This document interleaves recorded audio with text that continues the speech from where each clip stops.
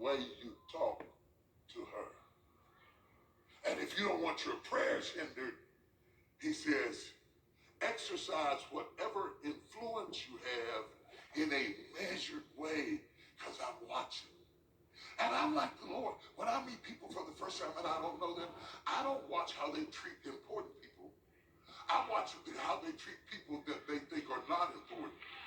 I watch how they treat the waitress and the bus driver and the Uber driver and stuff like that, because it lets me know how you would treat me if you ever got the upper hand.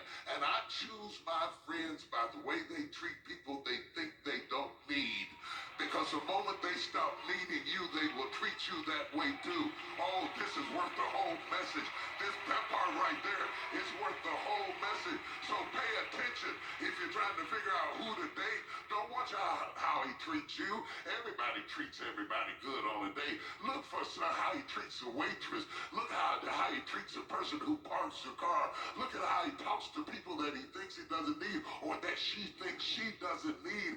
And you'll have a clue into the rhythm with which she handles her emotion. Because one thing about crazy, it will peak out. It will sneak out. You might get covered up for about 2 or 3 days, but by that third week, it will start giving you glimpses. You know, I'm cute, but I will go off on you. And her head starts spinning around like the exorcist, and she attacks the waitress just because the steak is too done. Just start taking notes right there. You are in trouble, boy. You're going to be in trouble. Jesus cares how you treat people you think you don't need. He's watching how you handle them. He's watching how you treat them. Anybody can treat somebody good when you want a loan, when you need an equity loan, when you need an investment, when you need a job, when you need some help, when you're trying to go up. But very few people take the time to respect the janitor, the butcher, the baker, the candlestick maker, the attendant. You got to treat people with the same dignity, because that is the commandment of the Lord toward you. So when Jesus begins to talk about this, he talks about it from 3 perspectives. He talks about his protection, he talks about his purging, and he talks about his provision. His protection, his purging, and his prevention. And I just got to talk about how God protects you. You might, to the defenseless, to the broken, to the wounded, to the rejected, to the ostracized, to the person who has a scarlet letter on their head. I want you to lift up your head. Jesus is watching out for you. To the person who has no recourse and can't afford help and can't get the breakthrough that they need, Jesus is watching out for you. To the person who's tied up in an abusive relationship, Jesus is watching out for you.